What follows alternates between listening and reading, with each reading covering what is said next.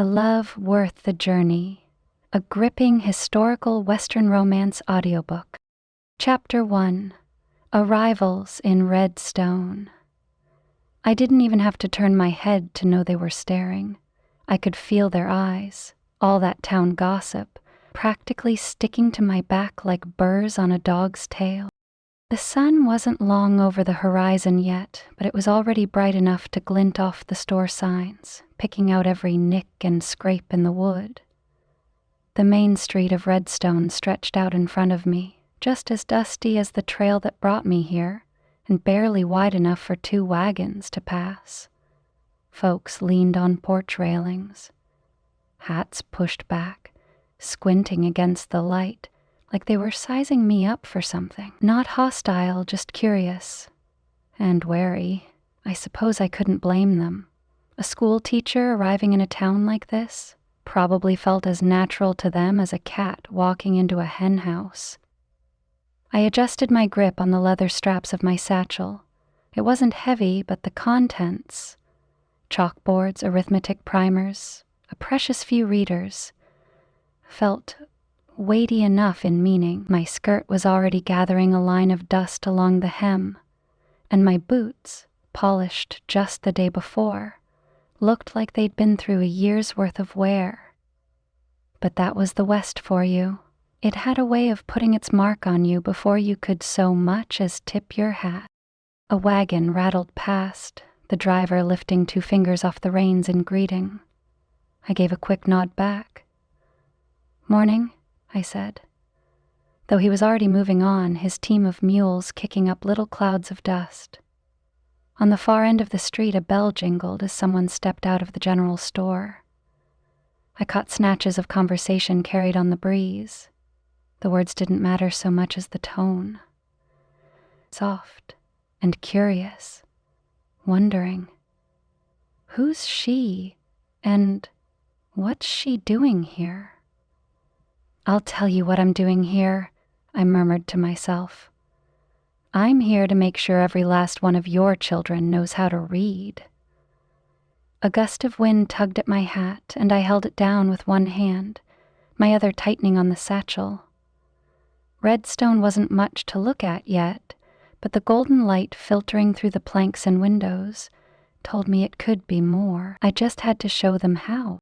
The barn was about as humble as it could get without outright apologizing. Its roof slanted like a bad hat, and one of the shutters hung at a crooked ankle, swinging lazily in the breeze as if it couldn't decide whether it wanted to stay or go. A broken window caught the light just enough to sparkle, like a diamond's distant cousin that had fallen on hard times. I pushed open the heavy door, and it let out a long, dramatic creak, as if I'd disturbed its mid-afternoon nap. Inside, beams of sunlight slanted through the gaps in the boards, falling across the packed dirt floor. Dust motes drifted in the air, catching the light and giving the place an oddly dreamlike feel. A few forgotten hay bales huddled in one corner, looking as if they were holding a secret meeting. "Well," I said aloud, mostly to the barn, "you've certainly seen better days." The barn remained unimpressed. I stepped further in, boots crunching on what I hoped was only hay, and swung my satchel down to the ground.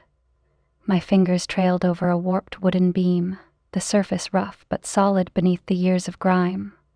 The smell of old wood and something faintly sweet— clover, maybe— filled my nose. It wasn't much, not yet, but I could see it already.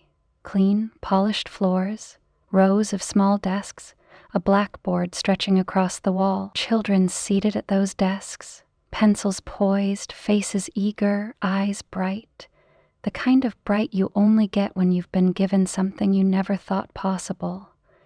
And me? I'd be standing at the front of the room, holding a book in one hand and their futures in the other. "Chalkboards here," I murmured, pointing to the far wall. "Benches along that side. Might need to take that window out, though." And the door— I rattled it a little, and it answered with a disgruntled groan. The door will need a stern talking to. A soft creak broke through my musings, and I turned my head sharply toward the corner. One of the floorboards under my boot had given way slightly, like it had been waiting years to betray me. I stepped back, watching as the plank wobbled ever so slightly. Another creak, this time from above, followed by a single straw drifting down like a feathery taunt. It landed on my hat, and I brushed it off with an exasperated sigh. All right, so we're going to need a little love and care, I said, addressing the barn once more. A few nails here, a lot of nails there, but you'll do just fine. I stood still for a moment, taking in the space again. The sunbeam caught my face just right, highlighting the mix of determination and, if I was honest, a tiny flicker of nervousness. I wouldn't let that flicker grow. This was going to work. I'd made it this far, hadn't I? The barn, still silent, seemed to agree. If there was a faster way to coat oneself in dust, I hadn't found it yet. I adjusted my hat against the relentless sun, squinting at the scene before me.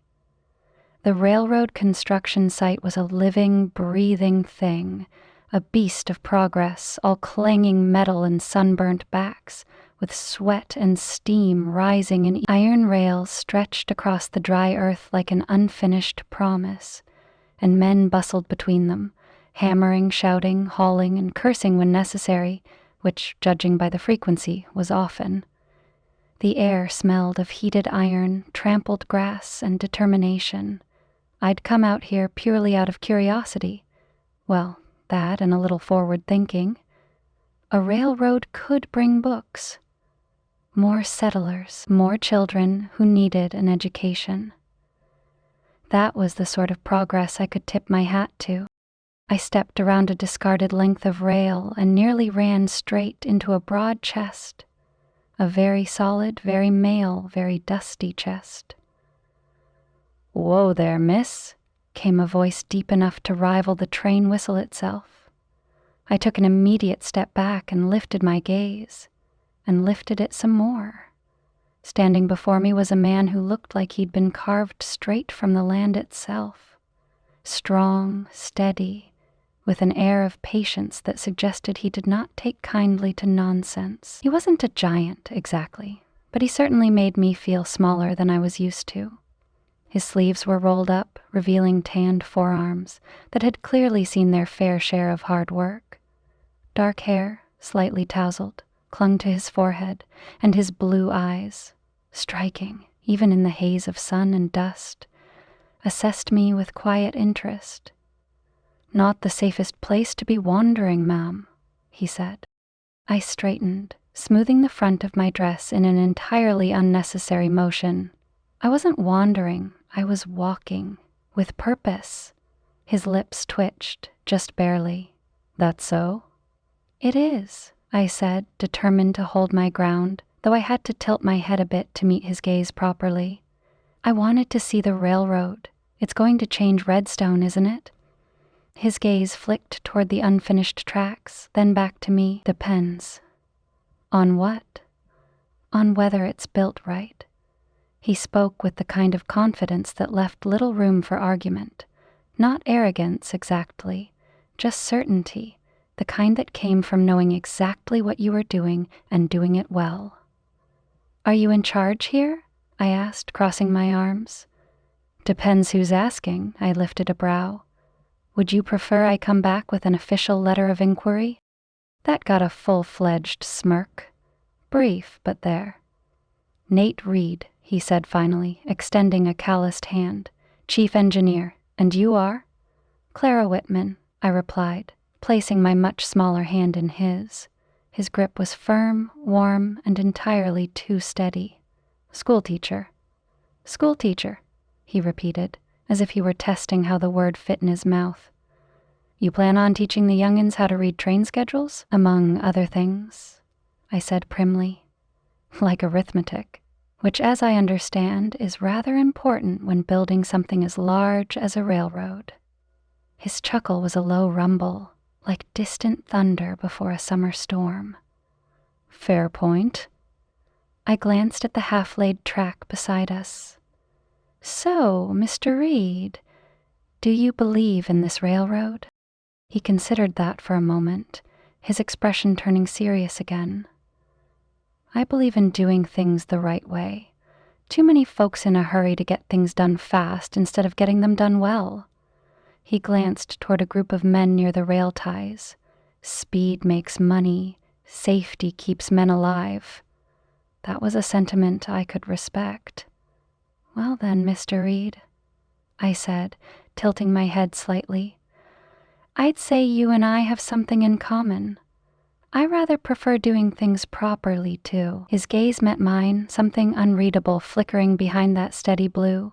For a moment, the noise of the construction site faded, and all I could hear was the distant whistle of the steam engine and the hammering of a dozen hands building something bigger than all of us. "Then I reckon you'll fit in just fine, Miss Whitman," he said, before tipping his hat and turning back to work. And I, for reasons I could not yet explain, felt like I'd just met someone worth remembering. The trellis was holding on to its last ounce of dignity, much like my boots.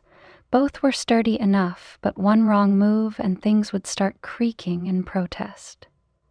Nate leaned against the wooden post with the ease of a man who'd done this before, taking a momentary break, surveying the world like he was sizing up how much work it needed. I, on the other hand, wasn't nearly so composed.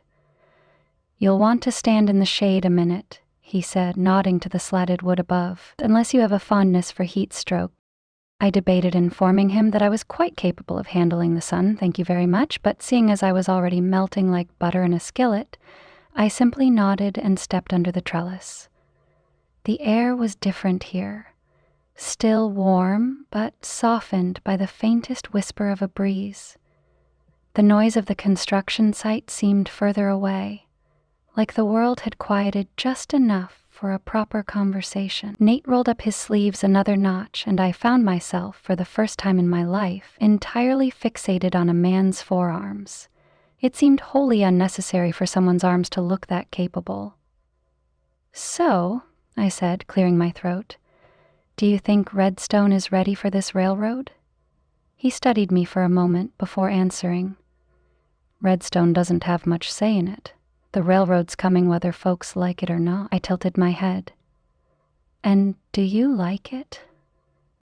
That flicker in his eyes, there and gone before I could grasp it, a shadow of something past, tucked away behind that quiet, steady gaze.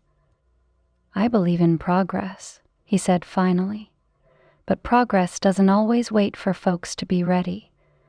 There was something in the way he said it, the weight of his words, that made me wonder if he was talking about more than just the railroad. A gust of wind rustled through, lifting a strand of my hair and sending a shiver down my spine, not from cold, but from something else entirely. "You don't talk like a man who's just laying tracks," I said. His lips twitched, that near mile that seemed to play at the edges of his mouth but never quite landed. "That's because I'm not." I arched a brow. "Then what are you, Mr. Reed?" He was silent for a beat too long, gaze fixed on some distant point past the horizon. "Just a man trying to do a job," he said finally. A simple answer, but not the full one. The wind carried the distant clang of a hammer against steel, the rhythmic heartbeat of the railroad in the making. I had the distinct feeling that I'd just brushed against something deeper, something Nate wasn't ready to share. Not yet, anyway. He turned back to me, that quiet intensity still in his eyes. "And what about you, Ms. Whitman? What brought you to a place like Redstone?" I lifted my chin. "A good schoolhouse is the foundation of any town worth its salt. Someone has to make sure these children get the education they deserve."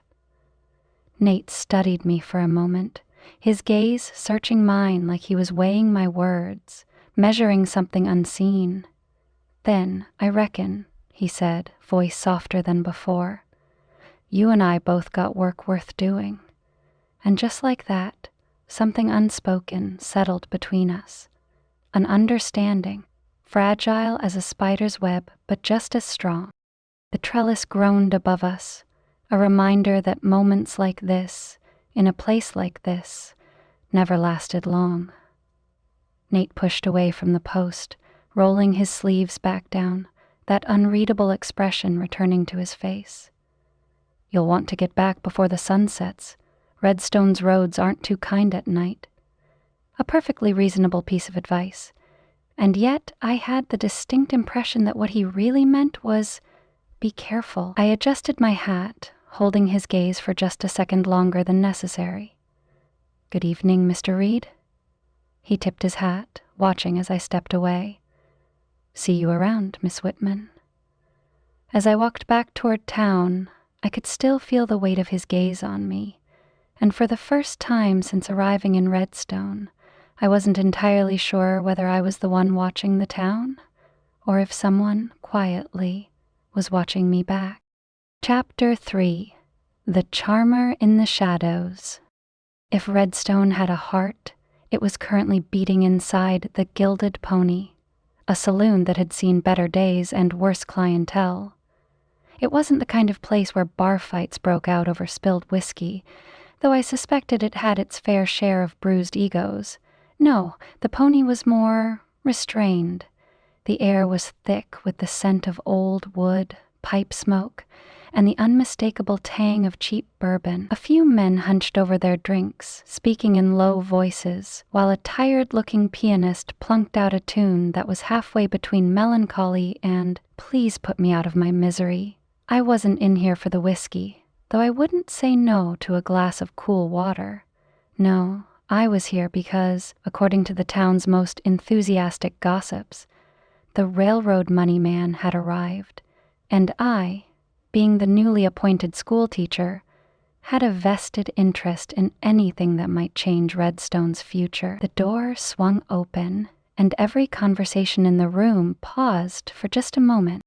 Now, I'd read enough books to know how a villain enters a scene. They slink in, coat billowing, eyes glinting like freshly sharpened steel. Silas Turner? He didn't slink. He strolled. He was dressed like he'd taken a wrong turn on his way to a fancy city dinner and somehow ended up in the Dust Bowl. A fine, dark blue suit with brass buttons, a crisp white shirt, and a gold watch chain that gleamed even in the dim light. He moved with the confidence of a man who never second-guessed a decision, especially one that benefited him. And then there were his eyes. Gray, sharp, assessing. Not the kind of eyes that simply looked at a room, but weighed it. I took a slow sip of my water and decided to keep my distance. He moved through the saloon with easy familiarity, greeting a few of the town's more well-to-do figures, ranch owners, businessmen, even the sheriff, who nodded stiffly in return. Then he stopped at a table occupied by 3 men who clearly held some sway in town affairs. "Ladies and gentlemen," he greeted smoothly, though the ladies' part was unnecessary. There were none sitting at that particular table. "I trust you're all enjoying the fine comforts of Redstone's most esteemed establishment." The way he said esteemed made it sound like an inside joke no one else was in on. The men chuckled politely. One of them, a barrel-chested man named Amos Holt, who owned the livery, leaned forward. "We were just talking about you, Turner. Wondering when you'd show your face." Silas smiled like a cat that had just been offered a bowl of cream. "Then I do hope I haven't kept you waiting too long. It's been a busy few weeks ensuring that progress stays on schedule." Progress. He said it the way some men say destiny. I settled a little deeper into my chair, listening. "We were just saying," one of the other men piped up, "the railroad's bringing a lot of changes. More people, more business, but also, well, you know how folks get when things move too fast." Silas tisked, shaking his head. "Gentlemen, if there's one thing I've learned, it's that opportunity waits for no man. We can guide change, or we can be left behind by it." A hush followed, the kind of hush that meant those words had settled in deep. One of the men cleared his throat. And what's your vision for Redstone exactly?" Silas leaned forward, his voice dropping just enough to make everyone listen closer. "A town like this, with a proper railway, could become the beating heart of the West. We don't have to wait for the future. We build it." A murmur of agreement rippled through the table. "Of course," he continued, swirling the amber liquid in his glass, "that requires a certain flexibility in thinking. Regulations, safety concerns, these things are naturally important, but they should not stand in the way of progress." Ah, there it was. I'd seen his type before. Smooth talkers who could sell a man his own boots if given enough time. Silas Turner wasn't just here to build a railroad. He was here to shape Redstone in his own image. And I had a sinking feeling that his vision wouldn't leave much room for caution. As if sensing my gaze, he glanced across the room, and our eyes met. For a moment, I felt the weight of that calculating stare, like he was sizing me up, measuring whether I was someone worth charming or someone he'd have to work around. Then he smiled, slow and deliberate, and lifted his glass in my direction. I raised an eyebrow and took another sip of my water. Let him wonder. The candle on my bedside table flickered as I turned a page, the flame stretching long and thin before settling back into its steady glow. The book in my lap, a well-worn copy of The Last of the Mohegans, wasn't quite as riveting as the townsfolk made it out to be. But then again, I'd had a long day. The boarding house was quiet at this hour, the kind of quiet where the walls creak just to remind you they're still standing. Outside, the cicadas hummed a lazy tune, and the occasional burst of laughter from the saloon drifted through my open window before the night swallowed it whole. And then, 3 firm knocks at my door. I blinked, book forgotten. Visitors were rare, especially after sundown. My first thought was Nate, which was frankly a ridiculous thought, because I had no reason to expect him. My second thought was Mrs. Calloway, the landlady, coming to warn me about something or other, possibly my habit of reading too late and wasting candle wax. Neither was correct. I cracked the door open just enough to see a familiar figure standing on the other side. Silas Turner. If his presence at my door surprised him, he didn't show it. He stood there all easy elegance, a picture of refined confidence that had no business being on a dusty frontier street, let alone my doorstep. The candlelight from inside caught on his watch chain, sending a brief flash of gold dancing across his waistcoat. "Miss Whitman," he greeted smoothly. "I do hope I'm not disturbing you." I considered that. "It's rather late for social calls, Mr. Turner." His smile was quick, practiced. And yet here I am. I had the distinct feeling he didn't knock on doors without knowing they'd open for him. With a sigh, I pulled the door wider. "I suppose it would be rude to leave you standing in the hallway." "It certainly would." He stepped inside, moving with the ease of a man who knew exactly how much space he took up and how to command it. "You've made yourself at home, I see." He cast an appreciative glance over my modest room. Simple furnishings, a few stacked books, a small vase of wildflowers I'd picked near the schoolhouse. My satchel rested by the desk, where I'd left it after an afternoon of planning lessons. "Not much, but it's comfortable," I said, keeping my tone neutral. "Practical," he amended, "just like its owner, I imagine." I didn't much care for the way he said that, like he was sizing me up for a different kind of conversation. I crossed my arms. "Is there a reason for your visit, or did you just come by to offer your personal observations on my living space?" A small chuckle. "Straight to business. I like that." Something in his expression shifted then, the polished charm slipping just enough for me to glimpse what lay beneath, the sharp mind, the calculation. "I wanted to congratulate you," he said. "Redstone's lucky to have a woman like you, Miss Whitman, someone who sees potential where others only see dust." It was an easy compliment, the kind that should have rolled off my back, and yet I felt the weight of it. "Thank you," I said cautiously, "though I imagine you didn't come all this way just to flatter me." "Flattery?" He raised a brow, amused. "No, Miss Whitman. I came to discuss opportunity." The way he said it made the word sound gilded. He strolled over to my desk, his fingers brushing lightly against the back of the chair, but he didn't sit. Instead, he turned to face me fully, his stance casual but precise. "You and we have something in common." "Oh?" I folded my arms. "I wasn't aware." His lips curled slightly. "We're both invested in Redstone's future. You through education, me through progress." I waited, sensing there was more. "Progress," he continued, "isn't always neat. It isn't always patient. And sometimes, Miss Whitman, it isn't particularly fair." I tilted my head. "Fairness is rather important when you're talking about people's lives, Mr. Turner." His gaze flickered, but the smile remained. "Fairness is a luxury, efficiency is a necessity." Ah, there it was. "Let me guess," I said dryly.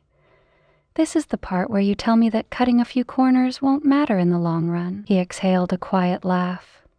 "Not at all. Only that sometimes the ends justify the means." "Sometimes?" His gray eyes studied me, "more often than you'd think." A slow chill crept up my spine, though his tone was warm as ever. He didn't press any further. He let the thought linger between us, watching, waiting, measuring my reaction. I straightened. "Well, I've always been more interested in the means." Something flickered in his gaze. Approval, perhaps? Or just amusement? "A noble stance," he mused. "Though nobility, I've found, rarely pays well." I narrowed my eyes. "If you're about to offer me money, Mr. Turner, I suggest you save your breath." He grinned at that, sharp and knowing. "Oh, Miss Whitman, I'd never insult you like that. I merely want you to think. I do plenty of that already." "Good." He stepped away from the desk, crossing the room toward the door. "Because thinking is what separates those who survive from those who struggle." There was no threat in his voice. Not exactly. But there was something else, something smooth and slithering, curling between his words like smoke. He reached for the door handle but paused just before opening it. "Redstone is changing, Miss Whitman. You have a choice. Watch it happen or help shape it." I met his gaze, unflinching, or stand in its way. His smile deepened, as if I'd said exactly what he expected me to. Then, with a polite nod, he stepped out into the hallway, closing the door behind him with the softest click. I let out a breath I hadn't realized I was holding. The candle's flame flickered again, casting shifting shadows along the walls. I stared at it, my mind whirring with the weight of his words. I knew men like Silas Turner, smooth talkers with silver tongues and hidden ledgers. They built things, all right, big things, profitable things. But at what cost? The doubt crept in, uninvited, because what if he was right? What if my way, slow, steady, honest, wasn't enough? I squared my shoulders. No, it had to be. Because if Redstone's future was going to be built on anything, it should at least have a foundation worth standing on. And I intended to make sure of it. Chapter 4. Building a Community of Hope. If anyone had asked me how I imagined my first day of school in Redstone, I might have described something orderly. A neat row of eager children, their hands folded, their expressions filled with wonder and appreciation for the fine art of education. This was not that.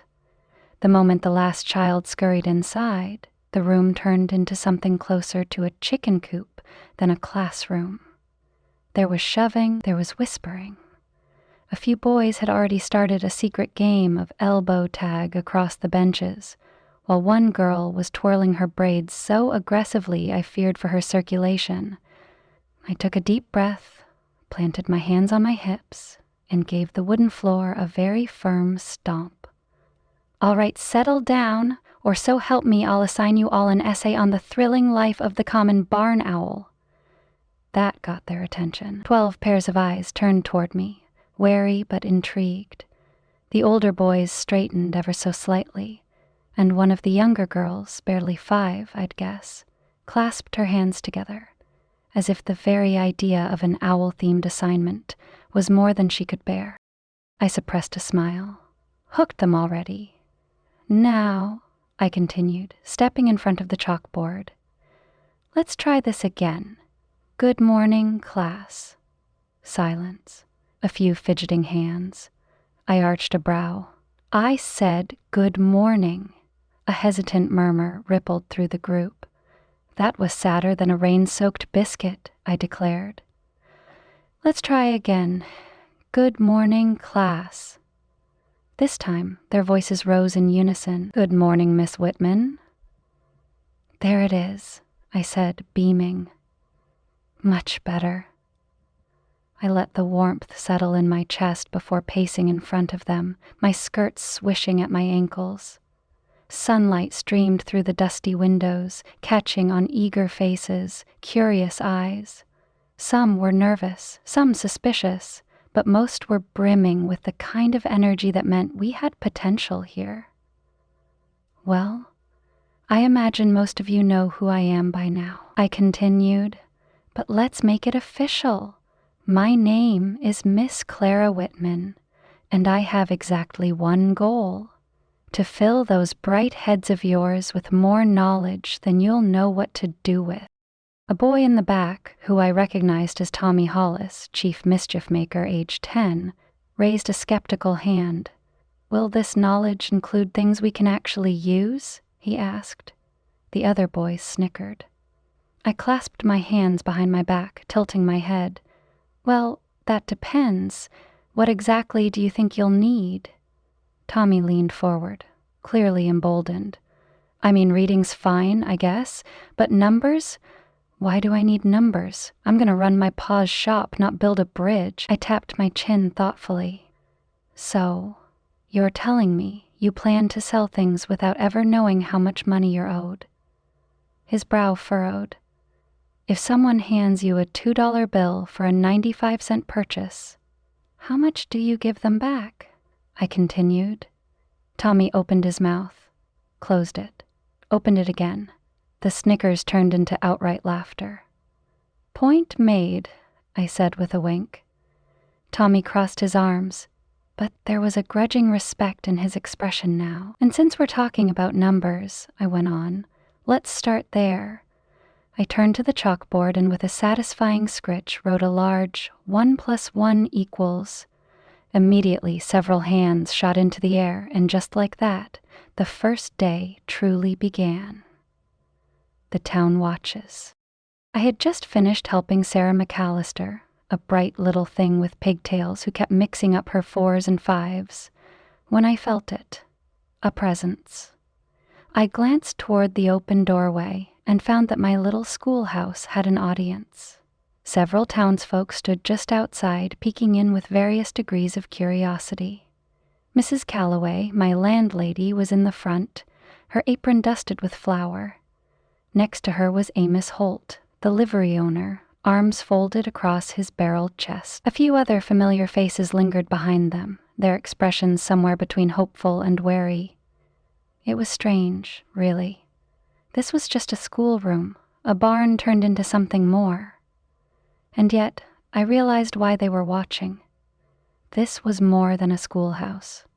It was a promise that Redstone could grow, that their children wouldn't just learn how to wrangle cattle or mend fences, but that they could read, write, think. I straightened my shoulders and sent them a brief, knowing smile. Mrs. Calloway nodded once before stepping away, dusting her hands off on her apron. The others lingered a moment longer, then slowly trickled back to their daily work, except for one. A tall figure stood at the edge of the doorway, arms crossed. Nate. He didn't say a word, but I could see it in his expression, that steady, quiet approval. He met my gaze, and for the briefest second the noise of the room faded. Then, with a small tip of his hat, he was gone, and just like that, I felt 10 feet taller. The final bell.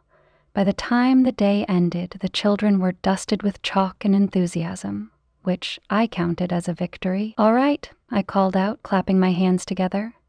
"That's enough numbers for today. Same time tomorrow." Chairs scraped, feet shuffled, and within seconds the schoolhouse emptied like a tipped-over bucket. I sighed, pressing a hand to my forehead.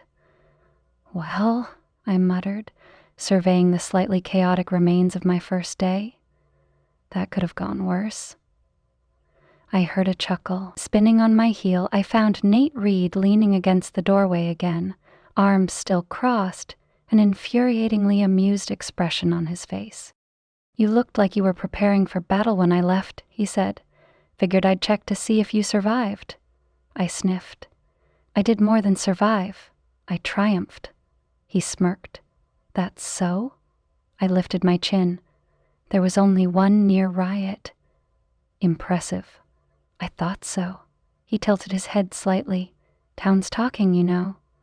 I tried not to show how that made my heart skip. "Are they now?" Nate nodded. "Those folks weren't sure what to make of you at first, but I reckon they're starting to like the idea of a school teacher." I crossed my arms. "And you? What do you think?" He didn't answer right away. Instead, he took in the room again. The dusk-speckled sunlight, the worn benches, the lingering sense of something just beginning. Finally, he met my gaze. "I think," he said, voice low, steady, "Redstone's a little better for having you in it." The words landed softer than I expected. And just like that, I wasn't tired anymore. I exhaled, letting the moment settle. "Well," I said at last, breaking the spell, "I hope Redstone is ready, 'cause I'm just getting started." He grinned, the kind of grin that was mostly eyes rather than mouth. "I don't doubt it," he murmured. Then, with one last nod, he was gone. And I stood there for a long moment, feeling as if something important had just happened, though what it was exactly, I hadn't quite figured out yet. The town hall was nothing fancy, just a large wooden room with rows of chairs that had probably seen more arguments than agreements over the years. Tonight, every single one of those chairs was filled, and more folks stood along the back wall, arms folded, eyes sharp with curiosity and concern. The room buzzed with conversation, the kind that could turn into shouting if someone so much as breathed wrong. The air smelled of oil lamps, sawdust, and the faintest whiff of nervous energy. I tugged at the cuffs of my dress, scanning the room. It didn't take long for me to find Nate Reed. He was near the front, arms crossed, leaning casually against the wall as if he had all the time in the world. He caught my eye, gave a slow nod. That was all, just a nod. But somehow it settled something in me. A solid reminder that not everyone in this room was against me. "All right, settle down now," Sheriff Harris called, rapping his knuckles against the wooden podium. "We're here to talk about the railroad. Keep it civil." A murmur of acknowledgement ran through the crowd, though the tension didn't ease much. The first man to stand was Amos Holt, the livery owner, a big man with a beard like an angry badger and a voice that could carry across a field. "This railroad's bringin' change, all right," he said, rubbing his chin. "Some of it good, some of it, well, we'll see. More people mean more business, but it also means more trouble, more crime, more folks who don't know a horse's backside from a handshake." A few chuckles rippled through the room. Silas Turner, because of course he was here, leaned forward in his chair, steepling his fingers like a man about to say something deeply reasonable. "Gentlemen," he said smoothly, "progress is never without risk, but risk can be managed. The railroad means growth, prosperity, a bigger redstone, a better redstone." There it was, that word again. Better. Better for whom, exactly? A few heads nodded in agreement, but others, mostly the older settlers, weren't so convinced. Mrs. Calloway, my ever-stern landlady, pursed her lips. "And what of the land, Mr. Turner? The cattle drives, the quiet? We built this town with our hands, and now we're supposed to let outsiders walk in and tell us how to run it?"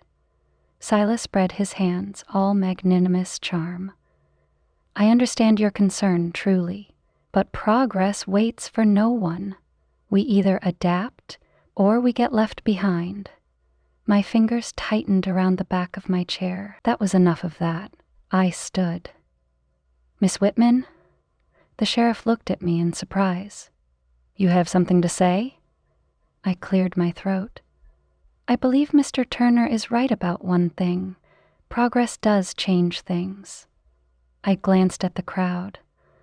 "But change doesn't mean we throw out everything that made this town worth living in. We don't have to choose between growth and keeping Redstone's character intact. We can have both." The murmuring picked up again, but this time it sounded thoughtful. "I came here to teach," I continued, "because I believe a town isn't just its buildings or its businesses. It's the people. It's the children growing up knowing their history while learning their future." I turned toward Silas, holding his gaze. "So no, I don't believe in rushing forward just for the sake of it. Not without thinking about who we're rushing toward and what we're leaving behind." Silas's eyes narrowed ever so slightly, not angry, calculating, like a man who'd just found an unexpected obstacle on his well-planned path. "Well said, Miss Whitman," he replied smoothly. "I can certainly appreciate your passion, though passion, as you'll learn, doesn't always pay the bills." I opened my mouth to retort, but a low voice beat me to it. She ain't wrong. All heads turned toward Nate. He pushed off the wall, stepping forward, his expression unreadable but solid. "Train's comin' whether we like it or not," he said. "But we got a choice in how it comes. Fast and reckless, or careful and steady." His gaze flicked toward me for just a second, a shared understanding. Then he turned back to the crowd. "I'd rather build something that lasts." The room shifted, the energy changed, people were listening. Sheriff Harris clapped his hands together. "Well, there you have it. Both sides make a fair point. The railroads happen, but we'll take care how we go about it." That seemed to settle things. For now, as folks began gathering their coats and murmuring amongst themselves, I turned toward Nate, who had resumed his usual leaning against things position. "Careful and steady, huh?" I teased, tilting my head. He shrugged, blue eyes twinkling just a little. "Sounds like something a school teacher might say." I huffed. "Sounds like something a railroad engineer should have said first." His lips twitched. "I'll try to be faster next time." I should have left it at that. But instead, before I could stop myself, I blurted out, "You really think I made a fair point?" Nate's gaze softened, just a fraction. "I think," he said slowly, "that you made the only point worth listening to tonight." And with that, he tipped his hat and walked out, leaving me standing there, just a little bit speechless. Chapter 5. Rumors and Doubts. The general store smelled like tobacco, fresh-cut wood, and a hint of molasses, which was exactly how I imagined an enterprising establishment should smell. It was the kind of place where you could buy everything from flour to pocket watches to a new bridle for your horse, all stacked neatly between barrels, crates, and shelves that seemed just a little too tall for the average person to reach. It was also, apparently, the town's most reliable gossip hub. The moment I stepped inside, I felt it. That odd shifting of energy, like I'd walked straight into a room where something had just been said that I wasn't supposed to hear. I wasn't alone in the store, of course. A few women in bonneted hats stood near the jars of preserves, heads tipped together, voices low. A pair of ranch hands leaned against the counter, pretending to inspect a tin of coffee but clearly eavesdropping. And over by the pickle barrel, old Mr. Winfield was rocking back on his heels, chewing tobacco and stirring the pot. "You ask me," he said, with the confidence of a man who wasn't asked. A man don't leave his past behind unless there's a reason to. That got my attention. I slowed my steps, reaching for a slate and a few pencils, feigning polite disinterest while my ears sharpened. A woman, Mrs. Jennings, the sheriff's wife, clicked her tongue. "You mean Nate Reed?" The moment the name left her lips, the entire store seemed to pause. "Who else?" Winfield spat into a tin. "Man shows up a few years back, doesn't talk much, keeps his nose clean. But you don't just appear out of nowhere, not in the West." A murmur of agreement. Mrs. Calloway, the same woman who rented me a room and baked biscuits I was pretty sure could double as weapons, folded her arms. "Seems to me he's done nothing but work hard since he got here." Winfield shrugged. "Could be. But I heard things about the work he did before. Railroad don't just hire any man, do they? Maybe he came here to forget something." My fingers tightened around the slate in my hands. Forget something? I glanced toward the store clerk, who was very pointedly wiping down the counter, pretending not to listen. Even the young boys stacking canned peaches had slowed to a crawl. The room smelled suddenly heavier. Tobacco, sawdust, and something else. Doubt. Someone shifted closer. I didn't see who, but I caught the words. "I heard a name," one of the women whispered. Somebody from his past. Roland Vasseur. The name landed like a stone dropped into a still pond. The murmurs quieted, and suddenly my mind was spinning, because that name, that was familiar. I turned away quickly, moving toward the counter as if I hadn't just heard something that made my stomach twist. Roland Vasseur. I'd heard Silas Turner mention that name once. Not to me, of course. Silas never shared anything outright. But I'd caught it in conversation, spoken in the kind of low, deliberate tone that meant something. A shadowy name linked to business dealings that weren't exactly upright. And now, that name was tied to Nate. I swallowed hard, forcing my voice into something light, casual. "I'd like a jar of ink, please." The store clerk blinked, as if suddenly remembering that transactions happened here, not just gossip. "Of course, Miss Whitman." He turned quickly, and just like that, the murmurs resumed behind me. I kept my shoulders square, my chin up. But inside, I was already drowning in questions, and I wasn't sure I wanted the answers. The sky outside the general store looked like a painter had spilled his whole palette across it. Streaks of orange, pink, and the first hints of twilight blue. It was the kind of evening that made Redstone feel almost peaceful. Almost. Because the moment I stepped out, there he was. Nate Reed. He leaned against a wooden post near the porch, arms folded, hat tipped low like a man lost in thought. A few steps away, his horse was tied up, occasionally flicking its tail against a cloud of lazy flies. If he heard me approach, he didn't show it, which meant either he didn't hear me, or he was pretending not to. Either way, I wasn't about to let him off easy. I cleared my throat. "Evening, Mr. Reed." Slowly, too slowly, he lifted his head. His blue eyes flicked to mine, unreadable as ever. "Miss Whitman." The way he said my name, calm, steady, almost made me forget why I'd come out here. Almost. I stepped closer, gripping my satchel strap like it might hold me together. "I heard something today." His expression didn't change. People say a lot of things. That's true, I allowed. But this was about you. That got a reaction. Not much. Just a brief tightening of his jaw, a flicker of something in his eyes. But it was enough. I hesitated, suddenly aware of the way the light caught on his face, casting half of it in shadow, the other half golden. It made him look haunted. I swallowed. They said you came here to forget something.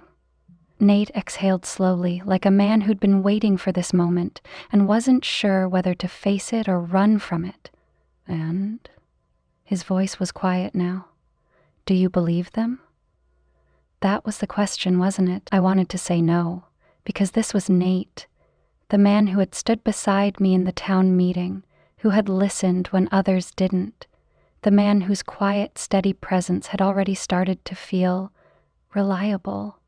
But I'd also heard another name, Roland Vasseur, and I knew what that meant. My fingers tightened.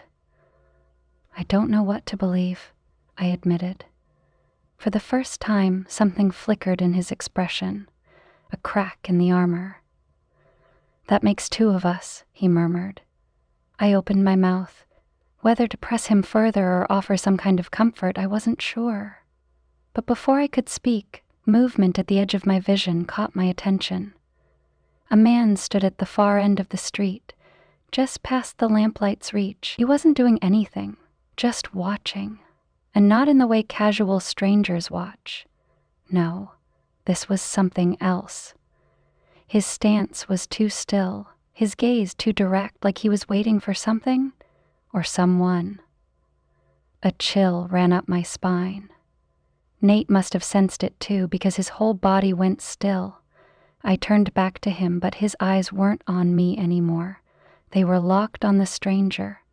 And in that moment, I knew. The rumors weren't just rumors.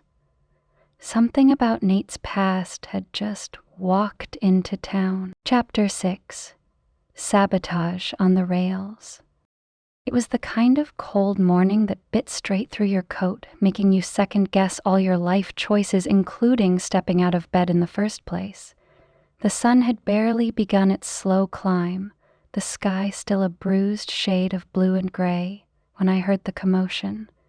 And by commotion I meant shouting, cursing, and the unmistakable sound of metal being abused. I was halfway up the dirt path toward the schoolhouse when a deep, thunderous boom split the air. My heart stopped. Then smoke, thick, curling, black as night, rising from the railroad site like something angry had been woken. I didn't think, I ran. By the time I reached the edge of the railroad yard, the whole site was alive with chaos. Workers darted back and forth, some hauling water, others yelling warnings. The rail ties nearest to the blast were splintered, a twisted section of track lying like a broken spine. And in the middle of it all, shouting orders like he was born for it, Nate Reed. Move those carts back before the fire spreads. Keep clear of the debris. If I see anyone step on loose metal, I'll throw you off this site myself. His voice cut through the chaos like a blade, steady and sharp. The acrid stench of smoke burned my nose as I stumbled closer, dodging a barrel someone had knocked over. The whole place smelled wrong, like scorched iron and something else, something chemical. Good Lord, I muttered, pressing a hand to my mouth. Nate turned just in time to see me nearly trip over a stack of wood. His brows shot up. What are you doing here? Clearly enjoying a peaceful morning walk, I shot back, coughing against the smoke. What happened? Sabotage. His jaw tightened, eyes scanning the wreckage with calculating precision.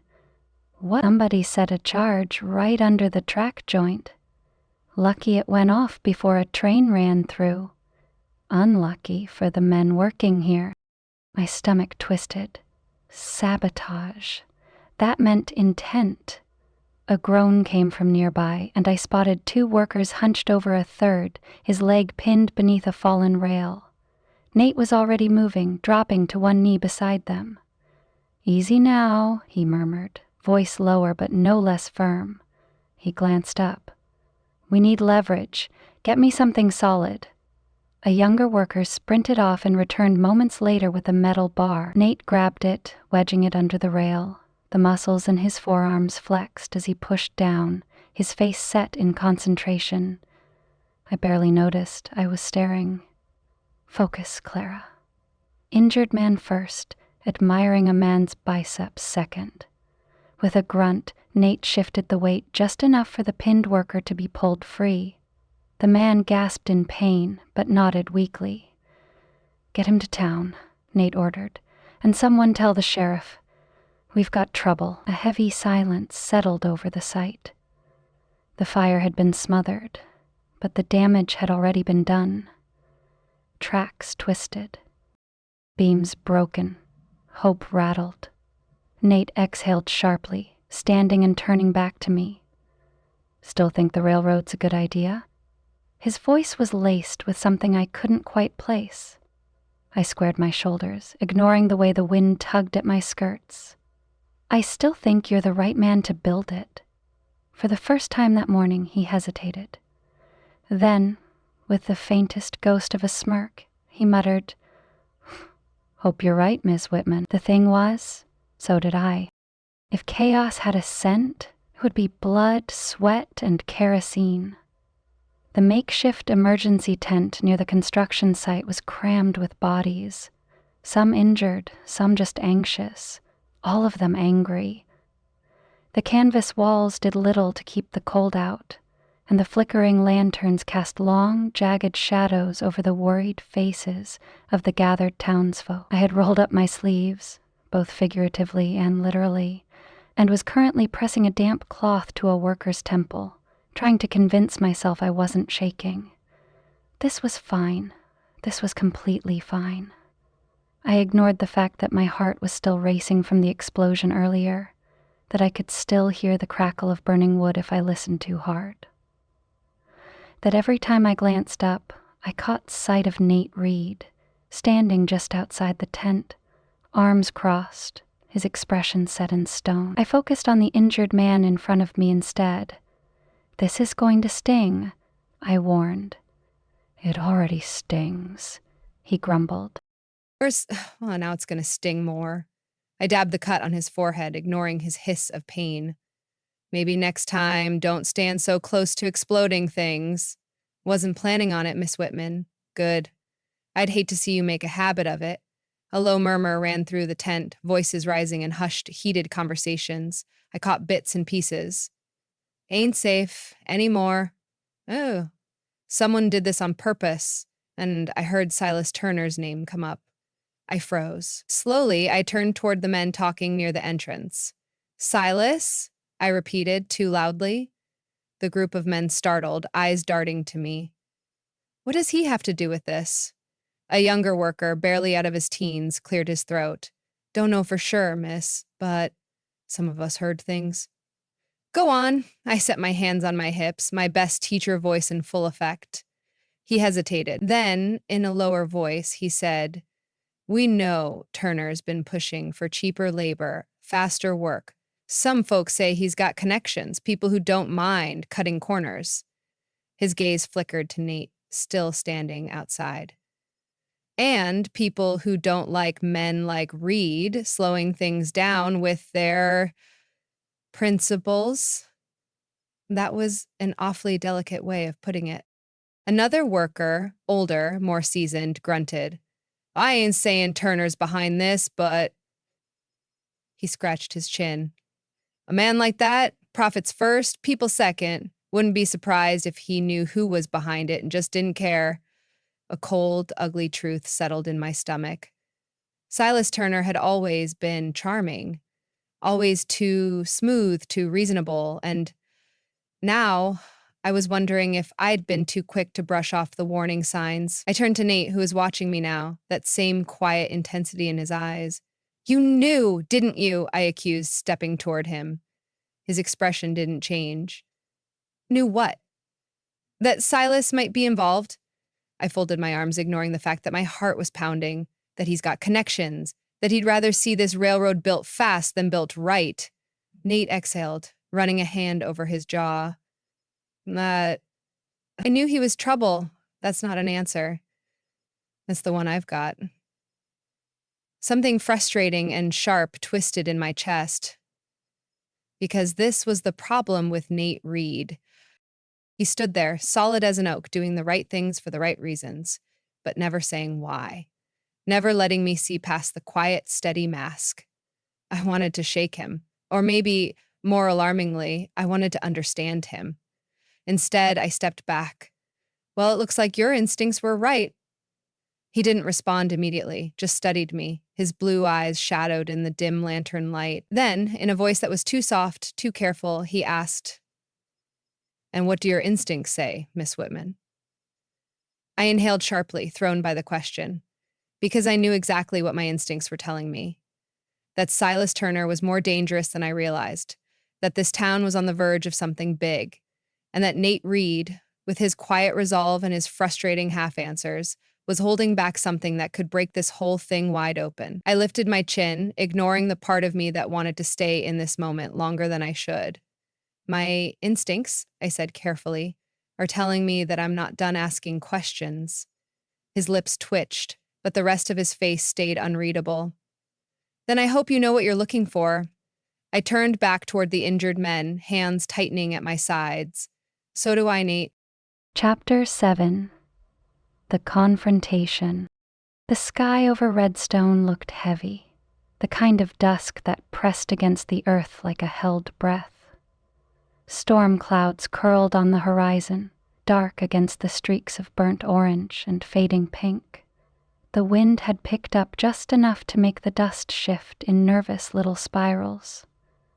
The railroad site was eerily quiet. No workers, no hammers, no clanging of metal. Just the slow creak of wooden beams and the distant whistle of the wind through the half-built track. And in the middle of it all, two men stood like opposing forces. Nate Reed, all quiet fury and coiled restraint, and Silas Turner, his posture just relaxed enough to make it clear he wasn't worried. I lingered just far enough away to pretend I wasn't eavesdropping. I absolutely was. Nate's stance was all hard lines and tension, arms crossed, jaw tight. He looked like a man standing on the edge of a cliff, debating whether to jump or shove someone else off. "You knew," he said, voice even but razor sharp. "You knew this was coming."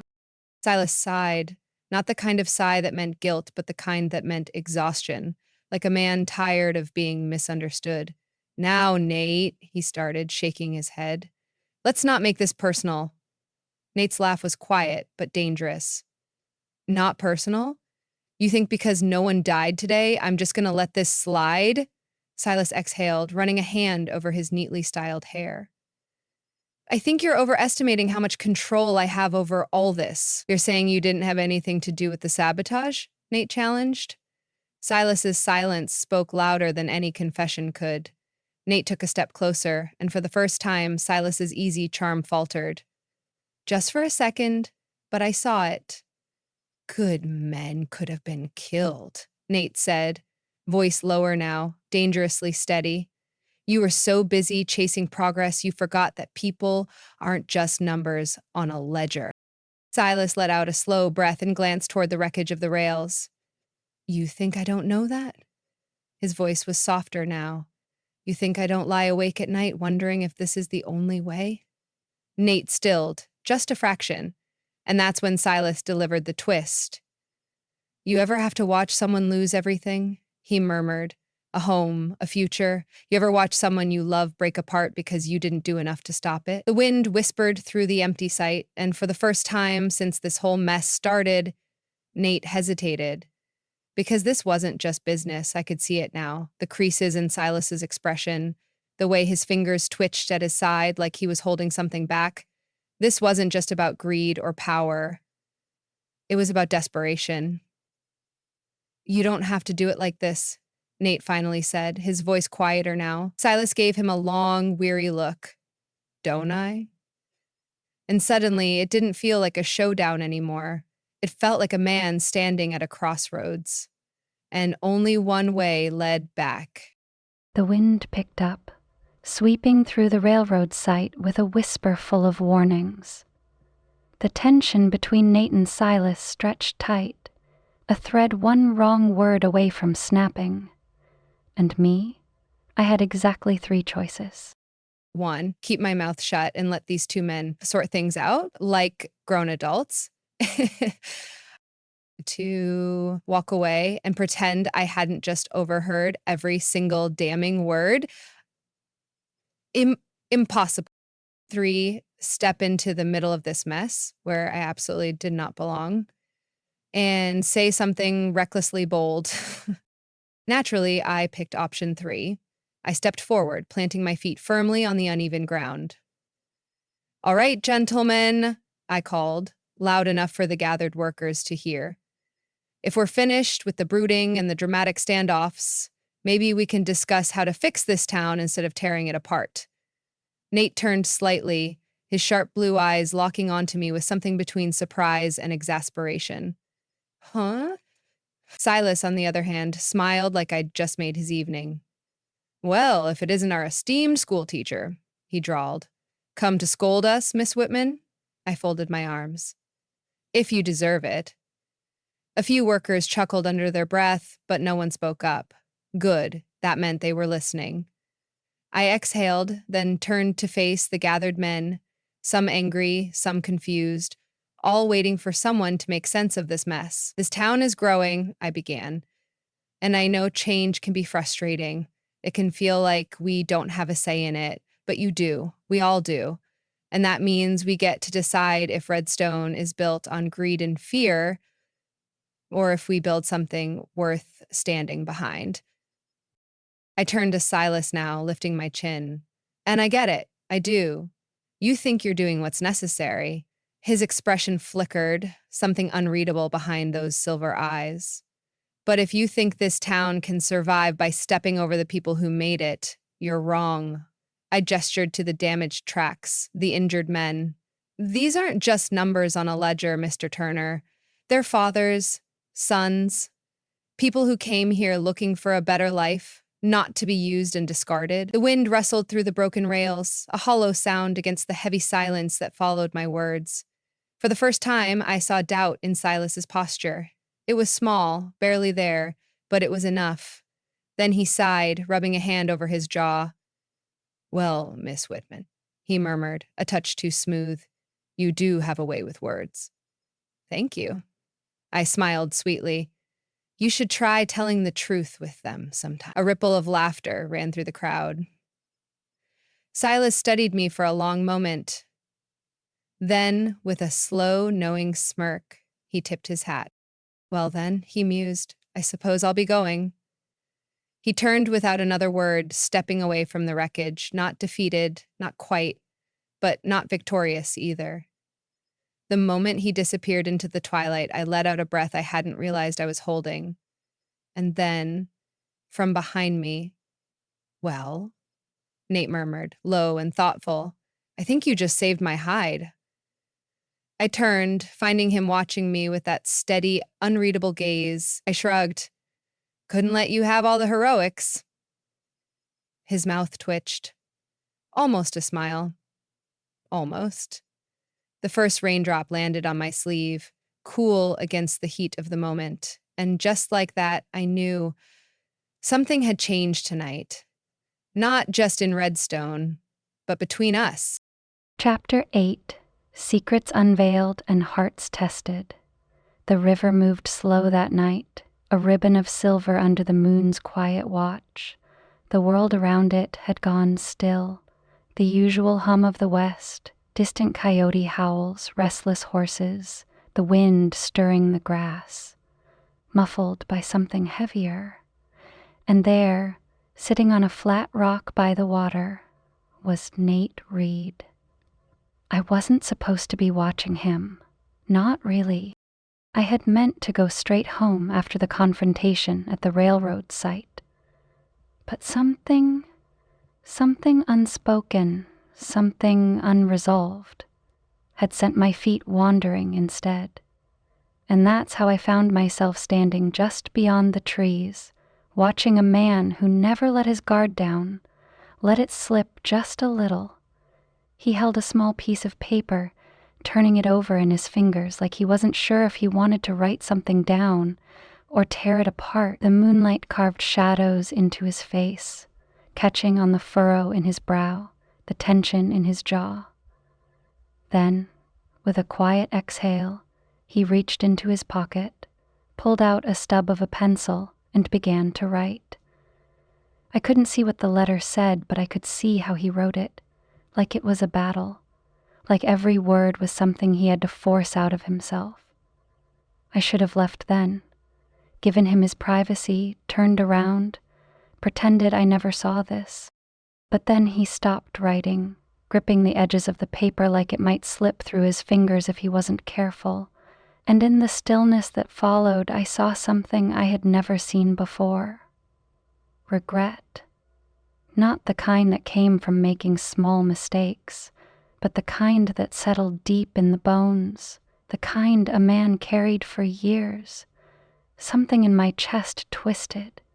Nate Reed was a man of few words, but here, under the moon's silver glow, he didn't need to say anything at all. I wasn't sure how long I stood there before the wind shifted, rustling the branches above me. Nate's shoulders tensed, and in one smooth motion, he folded the letter and tucked it into his pocket. I didn't know what it said, but I had a feeling, a terrible, unshakable feeling, that whatever was in that letter, it would change everything. Mornings in the schoolhouse were usually quiet and hopeful, filled with the soft scent of chalk dust and new beginnings. Not today. Today the air was thick, heavy with something unspoken, something that felt like a storm waiting to break. And at the center of it, Nate Reed. He stood near the back wall, arms crossed, his expression set in stone. He wasn't looking at me, wasn't looking at anything in particular really, just staring at the floorboards, like they held answers he wasn't ready to say out loud. But I wasn't in the mood to wait. I set my books on my desk, a little too loudly, and crossed my arms. All right, Reed, spill it. His shoulders tensed. Spill what? Oh, I don't know, I said, tapping a finger on the desk. Maybe why you were sitting by the river last night, looking like you were wrestling ghosts, or why you've been standing there for the past 10 minutes looking like you'd rather be anywhere else. Nate sighed, rubbing a hand over his jaw. You shouldn't have been out there. Well, I was, I shot back, and I saw you writing something. A letter, maybe? That got him. His eyes flicked up to mine, sharp and guarded. He hesitated, then exhaled slowly. Yeah. I stepped closer, my voice softer now. Who was it for? Silence. Then, finally, you. My breath caught. Of all the answers I'd expected, that one hadn't even made the list. His hand dipped into his pocket, and for a moment, I thought he was going to hand me the letter. Instead, he clenched his fist around it, then let out a breath and looked me square in the eyes.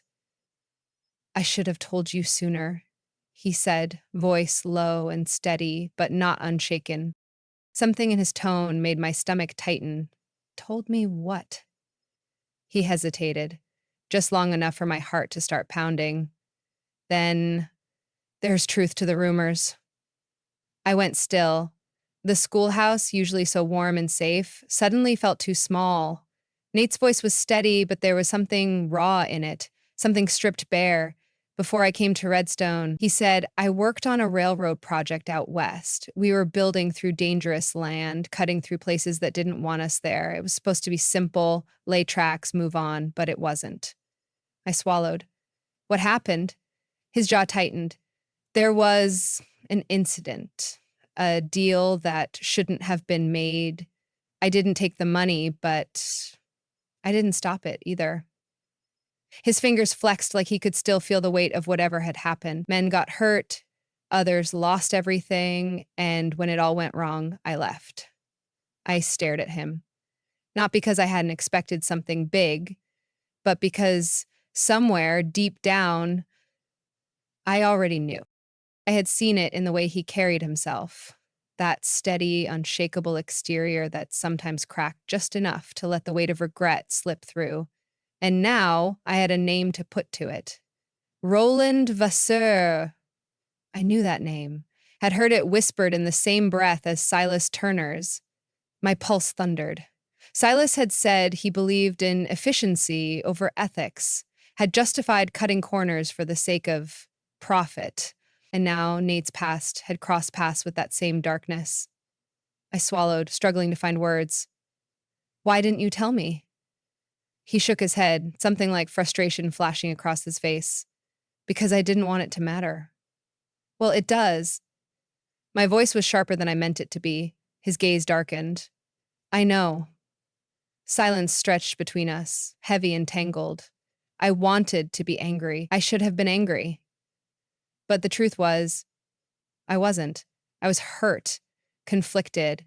But beneath all that, there was something else. Because Nate Reed wasn't Silas Turner.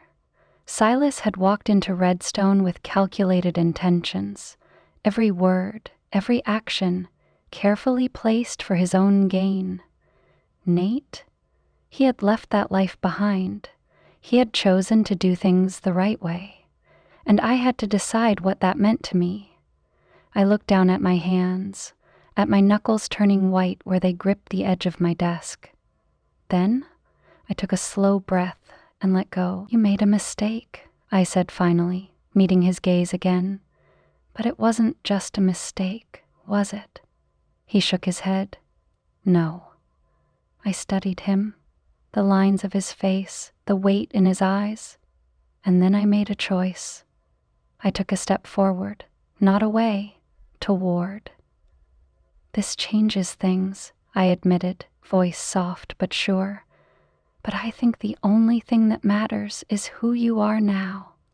Nate went very, very still, and for the first time since this conversation started, since we met, really, I saw something break in him. Not in a bad way.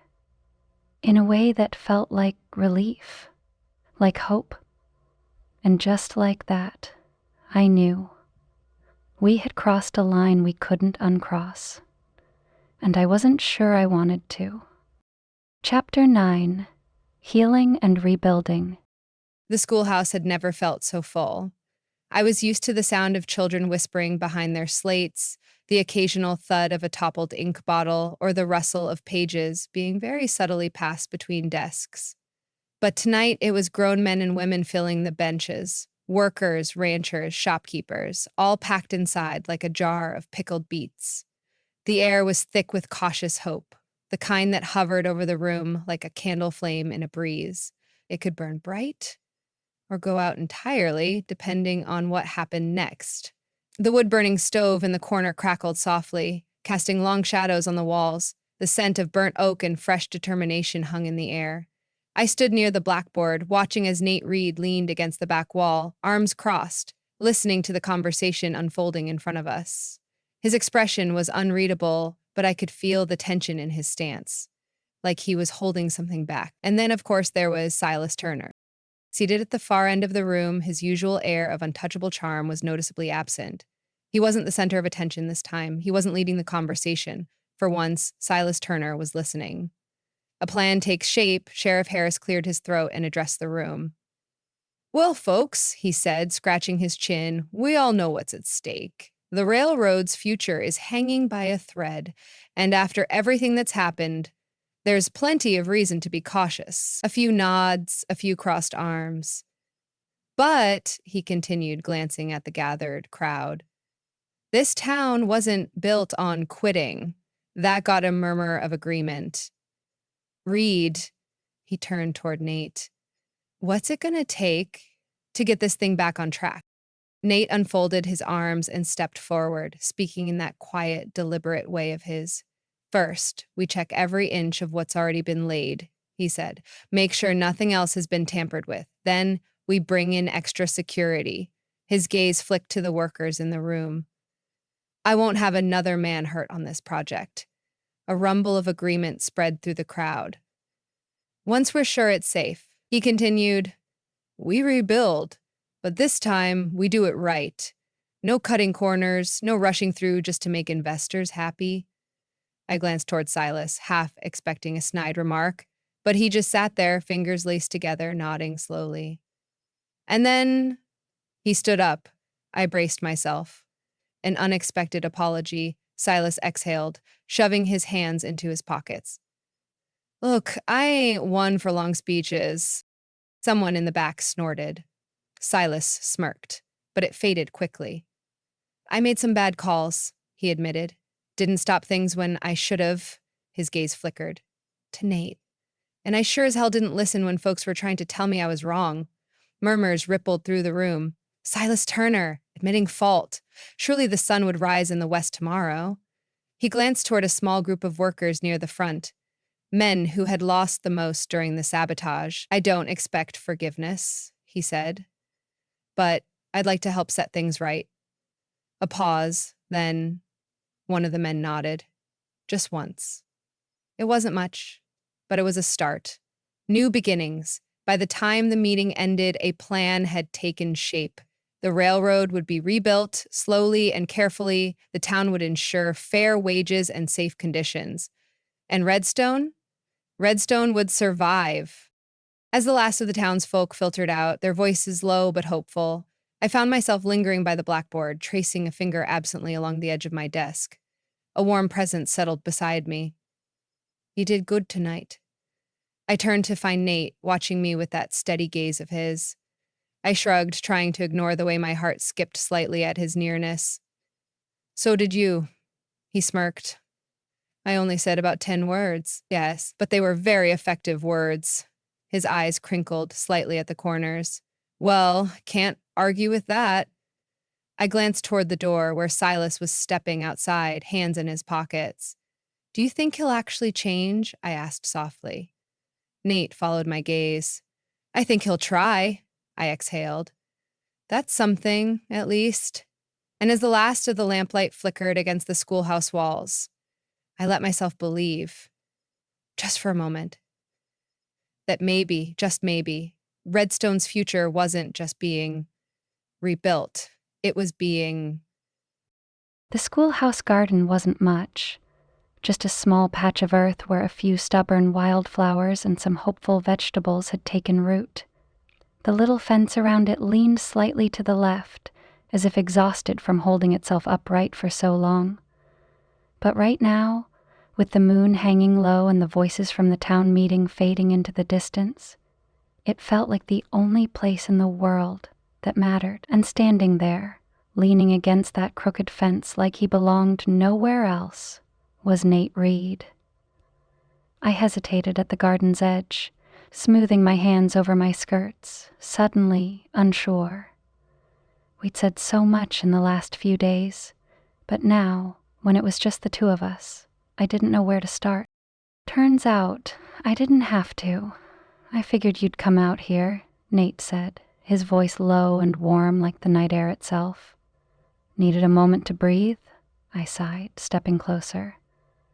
Something like that, he nodded, kicking at a stray rock with the tip of his boot. You did good tonight. I gave him a look.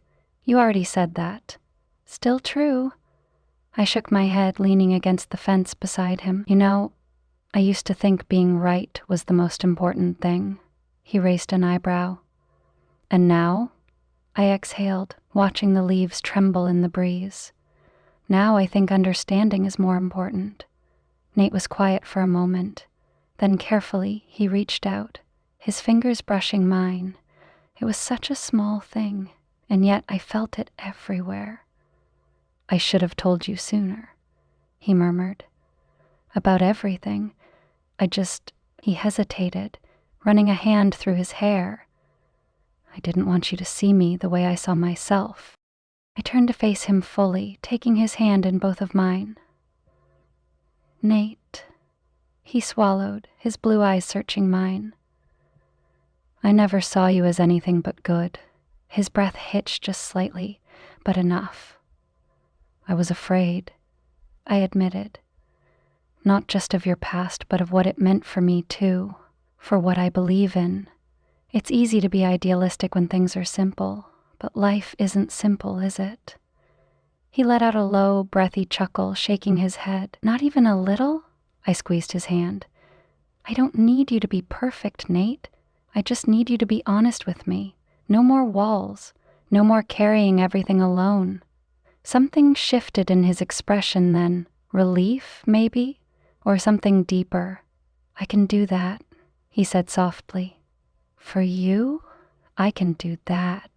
A gentle breeze stirred through the garden, carrying with it the distant hum of the town rebuilding itself, and there, between the scent of tilled earth and the quiet promise of a new beginning, Nate Reed pulled me into his arms.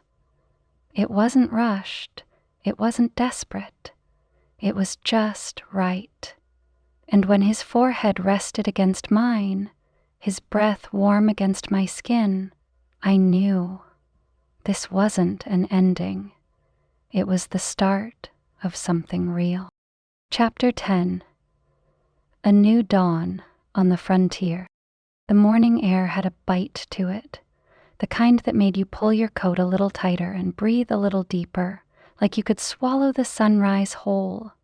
And oh, what a sunrise it was.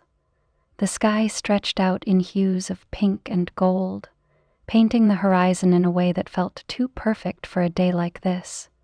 A morning where Redstone was different, where we were different. The last railroad tie had been hammered in just moments ago, and now the workers, the men who had bled and sweat for this moment, stood shoulder to shoulder, watching the tracks glisten under the new day's light.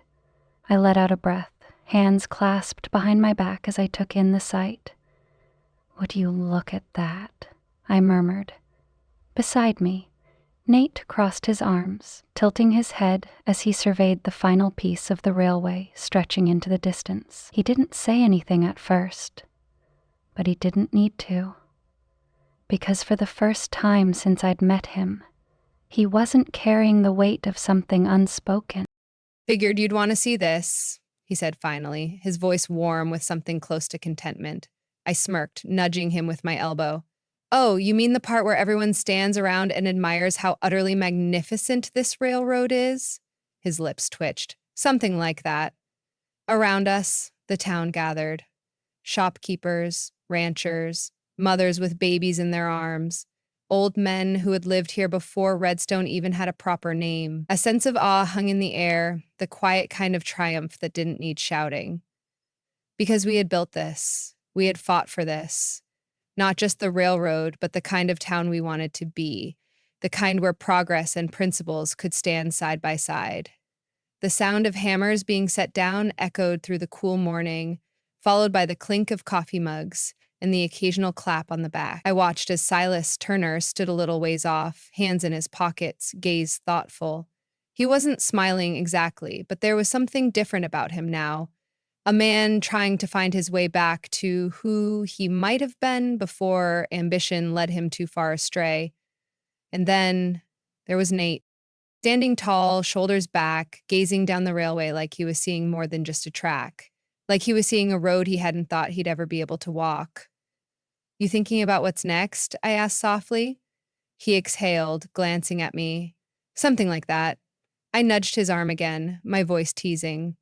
Well, as long as it doesn't involve more sabotage and nearly getting blown up, I'd say we are off to a fine start. His laugh was quiet but real, and then, in a way that felt as natural as the sun rising over Redstone, he reached down, took my hand in his, and held on.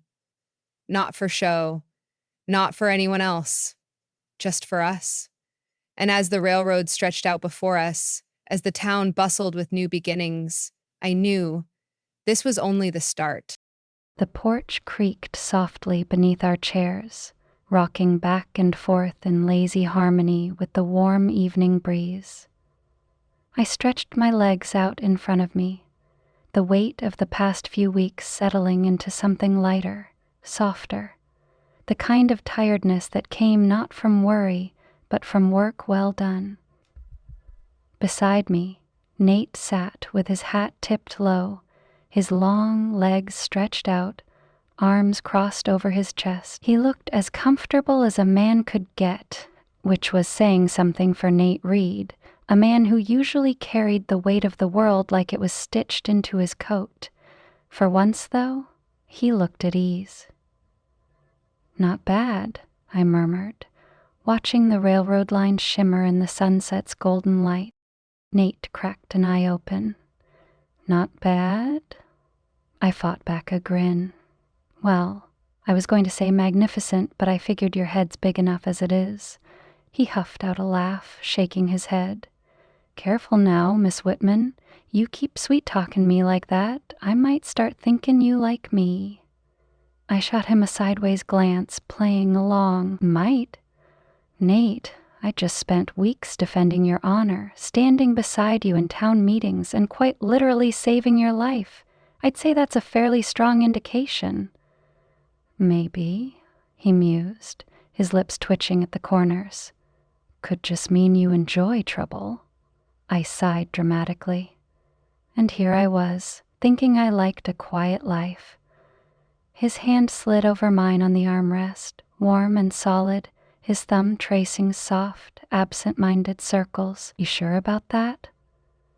I looked out at the town, at the newly laid track stretching toward the horizon, at the town we built back up together, at the life we were building. I squeezed his hand. Not anymore. A figure in the distance. A shift in the air made me glance up, my eyes drifting toward the edge of town, and there, standing by the railway crossing, hands in his pockets, was Silas Turner. He wasn't looking at us. He was looking at the tracks, at the town, at something only he could see. The sun caught the side of his face, painting him in gold and shadow, and for the first time he looked lost. Like a man on the edge of change, standing at a crossroads only he could choose. Nate followed my gaze and sighed. "Reckon he's thinking about where to go next." I nodded, watching as Silas turned, took one last look at Redstone, and then walked away. Not defeated, not victorious, just a man with choices ahead of him. "He'll find his way," I murmured. Nate gave my hand another gentle squeeze. "We all do, eventually. A future worth holding on to." The wind shifted, carrying the faint scent of pine and earth, of things growing, things changing. I sighed, tilting my head against Nate's shoulder, feeling the deep, quiet peace settle between us. "So," he said after a long pause, "reckon I ought to start planning for what's next?" I smirked, pretending to think. A farm, maybe? Too much work. A shop?